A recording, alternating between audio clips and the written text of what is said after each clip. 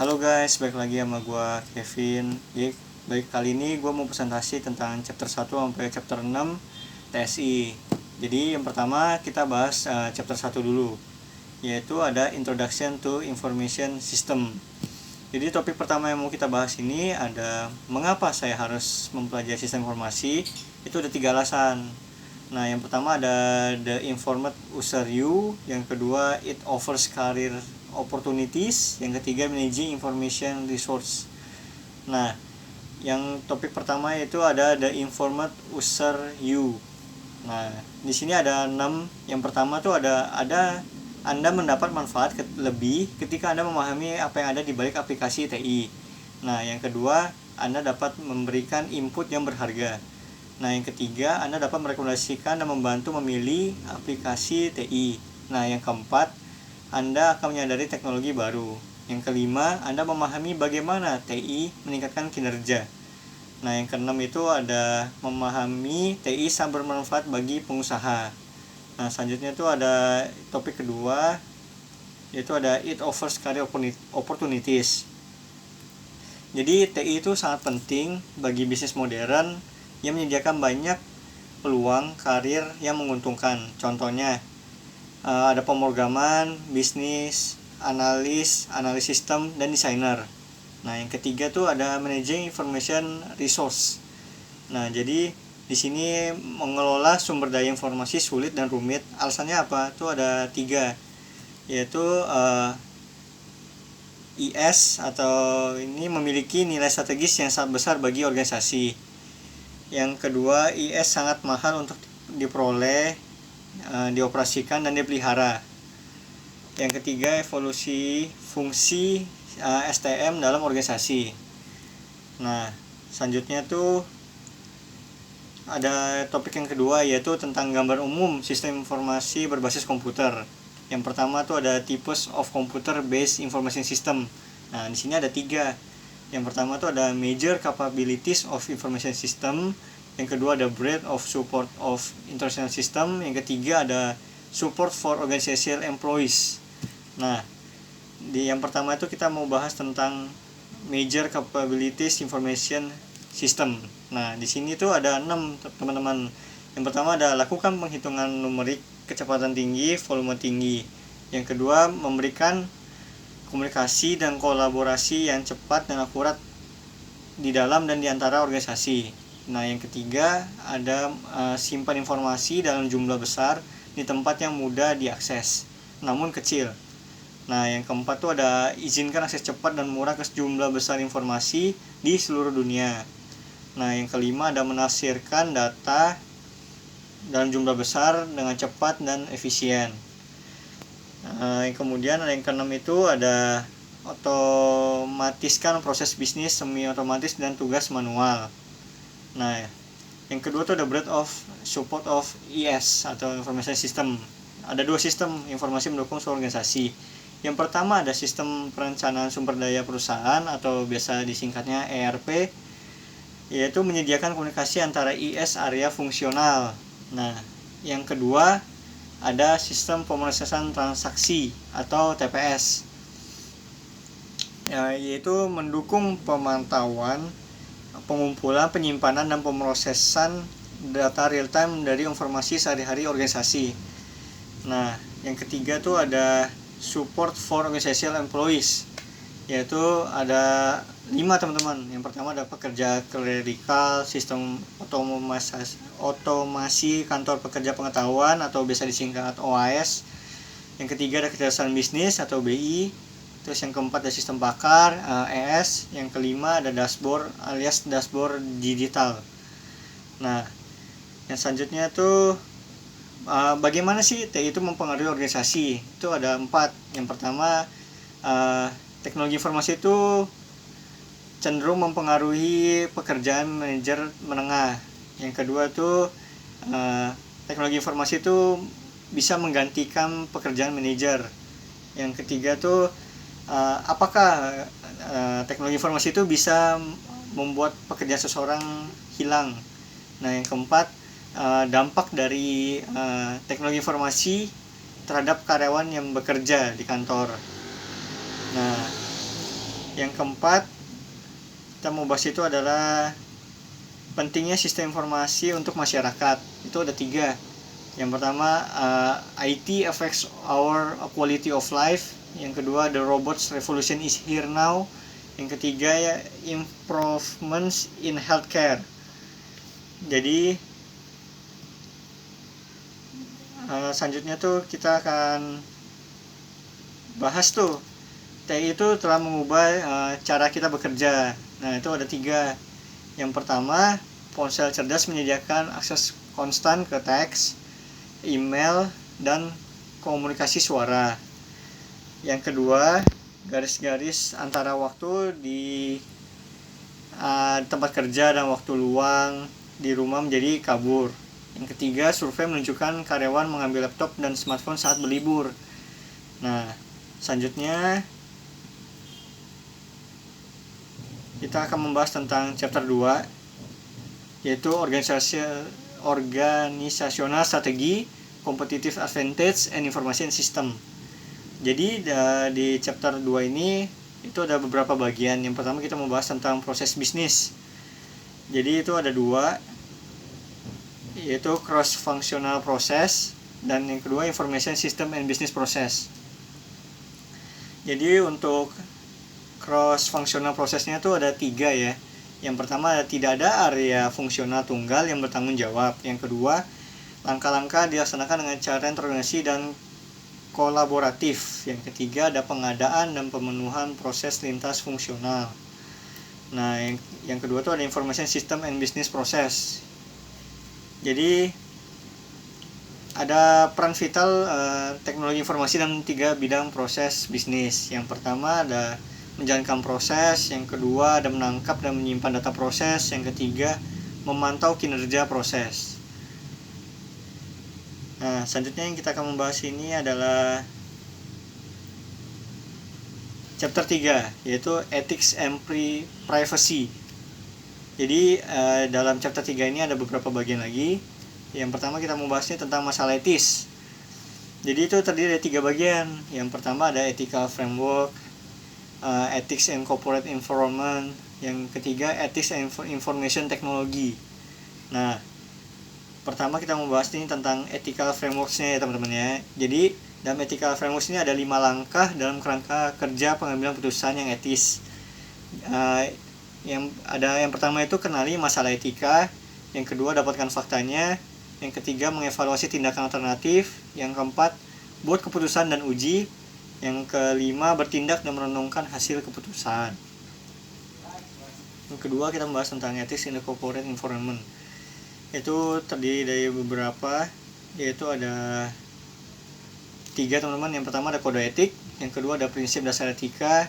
Itu terdiri dari tanggung jawab, akuntabilitas, dan pertanggungjawaban.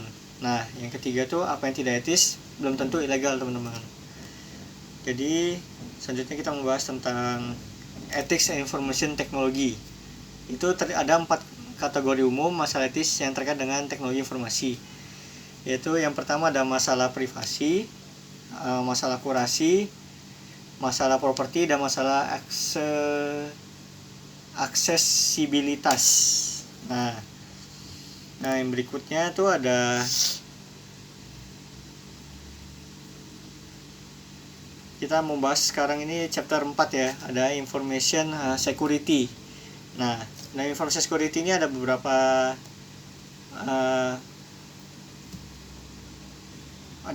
yang mau kita bahas. Yang pertama ada pengantar keamanan informasi. Yang pertama itu ada 5 faktor yang menyumbang kerentanan. Yang pertama itu ada lingkungan bisnis yang saling terhubung, saling tergantung, dan tanpa jaringan hari ini. Yang kedua, komputer dan perangkat penyimpanan yang lebih kecil, lebih cepat, lebih murah.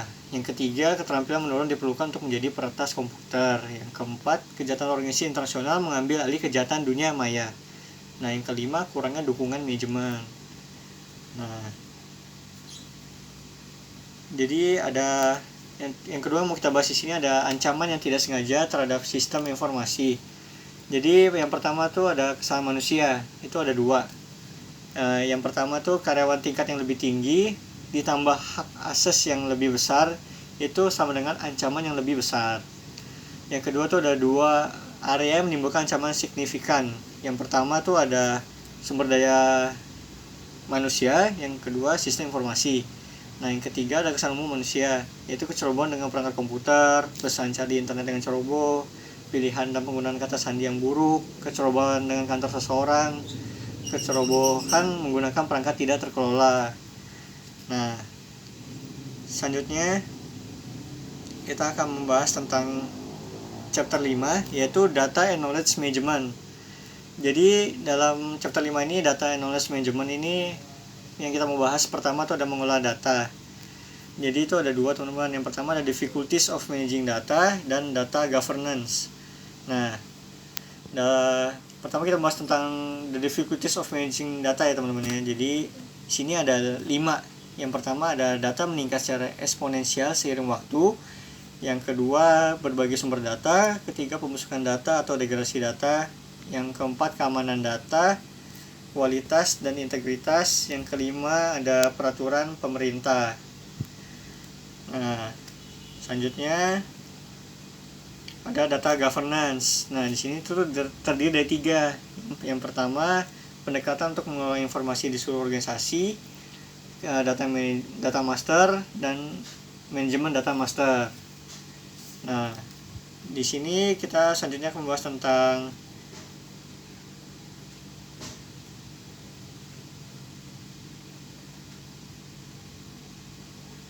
chapter 6 ya, teman-teman ya. Jadi di chapter terakhir ini yaitu chapter 6 tentang telecommunication and networking. Nah, yang pertama kita mau bahas lengkap di sini nih. Yang pertama ada apa itu jaringan komputer. Kedua, dasar-dasar jaringan. Tapi yang pertama kita tuh bahas tentang apa itu jaringan komputer ya, teman-teman ya. Jadi di sini ada 3. Yang pertama tuh ada jaringan area lokal atau LAN. Yang kedua, jaringan area luas atau WAN. Yang ketiga, jaringan perusahaan. Terus yang kedua tuh ada dasar-dasar jaringan. Dasar jaringannya ada 4. Itu pertama ada analog and digital signals. Yang kedua, communication media and channels. Ketiga, network protocols. Terus yang keempat ada type of network processing. Nah, yang kita mau bahas ini yang pertama ada analog and digital signals. Nah, di sini ada 3. Yang pertama, sinyal analog terdiri dari 2 parameter, yaitu amplitudo dan frekuensi. Yang kedua ada sinyal digital. Yang ketiga, modem atau modulator demulator yang terdiri dari modem dial-up, modem kabel, dan DSL. Nah, yang kedua itu kita membahas tentang communication media and channel. Yang itu ada 3, teman-teman. Yang pertama ada kawat switchwire, yang kedua kabel koaksial, yang ketiga serat optik. Nah, yang ketiga ada network protocols, yaitu ada terdiri dari 2. Yang pertama ada Ethernet, yang kedua protokol transmisi atau protokol internet TCP atau IP biasanya disingkatnya. Yang keempat ada types of network processing. Nah, di sini terdiri dari 2, yaitu ada komputasi klien atau server, peer-to-peer processing atau P2P, P2P kompetensinya. Yang ketiga mau kita bahas ini ada internet dan World Wide Web. Itu terdiri dari 3. Yang pertama ada accessing the internet, the future of the internet, dan the World Wide Web. Nah, yang pertama kita membahas tentang accessing the internet. Jadi di ini ada 3, yaitu menghubungkan melalui online. Yang kedua, menghubungkan melalui cara lain. Yang ketiga, alamat di internet. Nah, yang kedua tuh ada the future of the internet. Jadi ada 3 faktor yang dapat menyebabkan brownout internet, yaitu semakin banyak orang yang bekerja online. Yang kedua, popularitas situs web yang melonjak seperti YouTube, pembutuhan bandwidth dalam jumlah besar. Nah, yang ketiga ada permintaan luar biasa atau televisi tinggi dikirimkan melalui internet. Yang ketiga ada worldwide, yaitu ada sistem standar yang diterima secara universal untuk menyimpan, mengambil, memformat, dan menampilkan informasi melalui arsitektur klien atau server. Nah, yang keempat itu ada aplikasi jaringan. Itu terdiri dari 6. Yang pertama ada discovery, communication, collaboration, e-learning and distance learning, virtual university, dan telecommunicating. Nah, yang terakhir kita mau bahas di sini yaitu tentang studi kasus ya. Jadi pada topik terakhir ini, studi kasus yang berhubungan dengan chapter 6 ini yang saya ambil adalah PT Pos Indonesia. Jadi dengan adanya perubahan lingkungan dalam negeri, regional, kompetisi pos global, maka visi PT Pos Indonesia adalah penyedia jasa pos yang berbasis informasi dan bernilai tinggi bagi masyarakat di seluruh Nusantara serta dapat berkompetisi dalam industri pos global. Objek yang dipertukarkan melalui media atau jasa layanan pos berupa informasi yang tidak hanya berwujud fisik tetapi cenderung berwujud virtual, yang di dalamnya waktu dan ruang merupakan komoditi yang bernilai tinggi bagi konsumen. Jadi secara rinci permasalahan tersebut adalah sebagai berikut. Yang pertama itu ada pemanfaatan teknologi informasi oleh penyelenggara perposan dengan bekerjasama dengan mitra kerja penyelenggara telekomunikasi seluler dengan memanfaatkan jaringan yang luas sampai ke daerah-daerah. Tentunya pihak pos juga menyediakan perangkat dan jaringan di internal perusahaannya masing-masing sehingga dapat terhubung secara online. Jadi kendala yang dihadapi dalam pemanfaatan teknologi informasi dalam bisnis pos oleh penyelenggara perposan antara lain pengadaan perangkat teknologi informasi dan